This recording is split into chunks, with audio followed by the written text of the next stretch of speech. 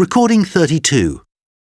In my talk today, I'm going to be looking at plants that have had an impact on our world and our history. Let's start with the potato. It was originally one of the staple foods of Central and South America, and when Spanish explorers traveled to the Americas, sometime in the 16th century, the potato found its way into Europe. This had several important consequences. In particular, it almost totally altered people's diet in many European countries. The potato is also believed to have been responsible for the start of a new trend, that of migrating to America. So you could say that the humble potato actually allowed many people to change their lives. However, there were also problems associated with this crop. Largely in Ireland, where the poor were very much reliant on the success of the crops. Sadly, a disease in the crop spread rapidly across the country and led to widespread potato crop failures in the mid-1800s.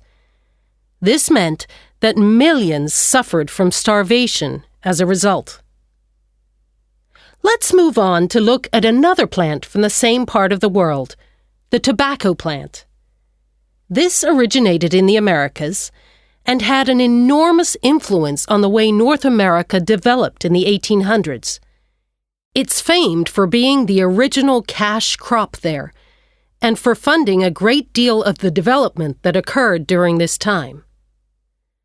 On the downside, the success of this crop resulted in a greater demand for slaves to work the crops, and this eventually led to war breaking out between the northern states and those in the south.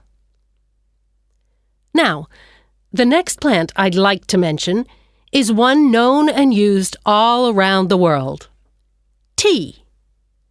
It originated in China, and in terms of its historical significance, it played a large part in the U.S. independence from Great Britain.